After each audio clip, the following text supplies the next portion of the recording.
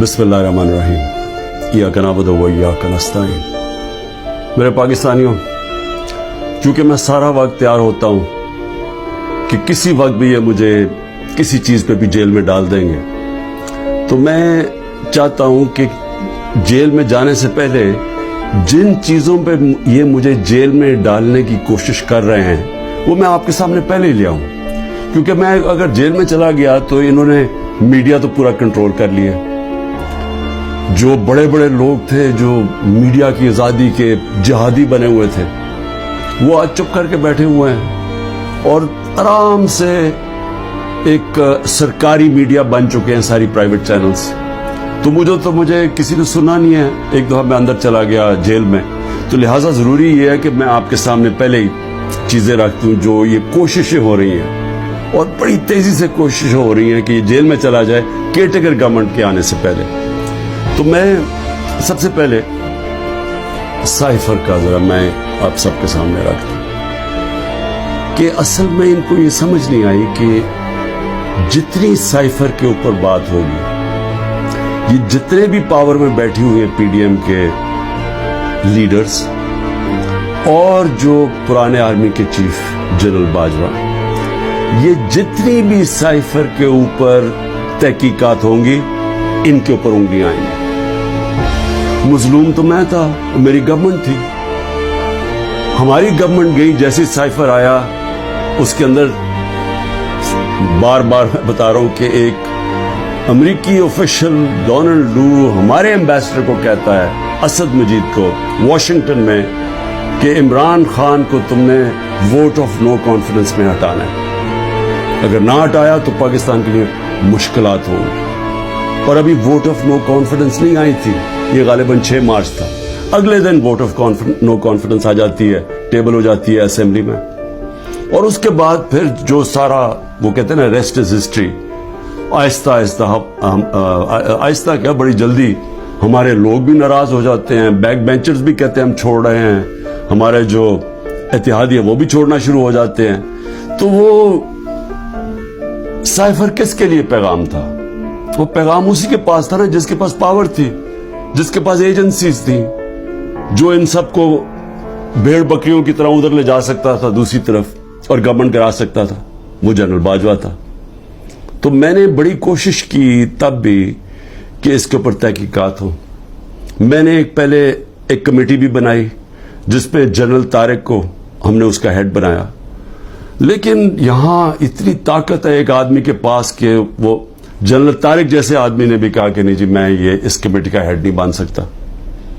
पूरी कोशिश की गई सुपर किंग ने कि किसी ना किसी तरह दब जाए बस साइफर की, इसके ऊपर बात ही ना हो।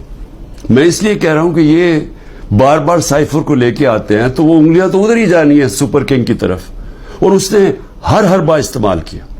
हमारा जब सुप्रीम कोर्ट में केस चला हुआ था, जब कासिम सूरी ने अडजर्न की असेंबली और ये कहा कि साइफर में वाज़ेह है कि मुदाखलत हुई है पाकिस्तान के अंदर, और मैं इसलिए अडजर्न कर रहा हूं कि पहले इसके ऊपर तहकीकात हो, इंक्वायरी हो कि क्या ये साइफर, इसके पीछे क्या था। इंक्वायरी में ही तो पता चलना था कि साजिश हुई है या नहीं हुई। तो उसने जब वो लहराया और उसने अडजर्न की, तो उसके बाद सुप्रीम कोर्ट में चला गया केस। तो सुप्रीम कोर्ट में जो हमारा वकील था, अटॉर्नी जनरल, हम हैरान हो गए, उन्होंने साइफर पे बात ही नहीं की। असल इशू तो साइफर था, बाकी सारी बातें कर दी, साइफर पे बात नहीं हुई। आप समझ जाएं कि प्रेशर किधर से था। प्रेशर तो सुपर किंग के पास इतने ज्यादा हथियार है प्रेशर डालने के लिए। तो वो जो केस हमारा था वो केस ही नहीं लड़ा गया। नईम बुखारी जो असद कैसर के वकील थे, उन्होंने कहा कि अटॉर्नी जनरल ने तो मेरा केस ही खत्म कर दिया, क्योंकि उन्होंने साइफर के ऊपर बात की।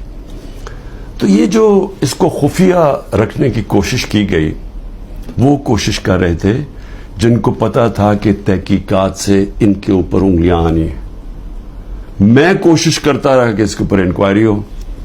जिस तरह मैंने कहा, पार्लियामेंट ने कमेटी बनाई, उसको उन्होंने जनरल तारिक को भी भगा दिया। फिर चीफ जस्टिस साहब को میں نے لیٹر لکھا, سائفر بھیجا کہ اس کے اوپر انکوائری ہونی چاہیے, نہیں ہوئی.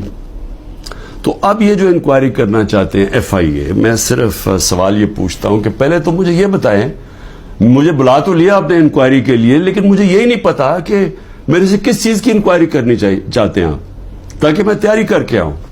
لیکن میں ایف آئی اے کو بھی یہ کہنا چاہتا ہوں کہ یہ آپ کے پے گریڈ سے زیادہ اوپر بات ہے. آپ کے رانا ثناء اللہ جو انٹیریئر منسٹر ہے, جو آپ کے اوپر ہے, وہ تو کہہ بیٹھا کہ عمران خان کو جیل میں ڈالنا ہے. وہ ابھی کوئی انکوائری کا مجھے بھی نہیں پتا. ابھی تو ہمیں 164 کا بیان بھی ہمارے سامنے نہیں آیا. ابھی تو نیوز آئٹمز آ رہی ہیں نا کہ جی اعظم خان نے یہ کہہ دیا. ہمارے سامنے تو ابھی کچھ نہیں آیا, کیونکہ میں نے اپنے وکیلوں سے پوچھا تو کسی کی وکیل کو بھی پتا نہیں کہ وہ کون سا بیان ہے اعظم خان کا جو 164 پہ آتا ہے. یہ تو نیوز آئٹمز آ رہی ہیں. تو ابھی سے وہ کہنا شروع ہو گیا ہے کہ جی اس نے جیل میں جانا ہے جو ایف آئی اے کا ہیڈ ہے. تو ایف آئی اے کی کیا حیثیت رہ گئی؟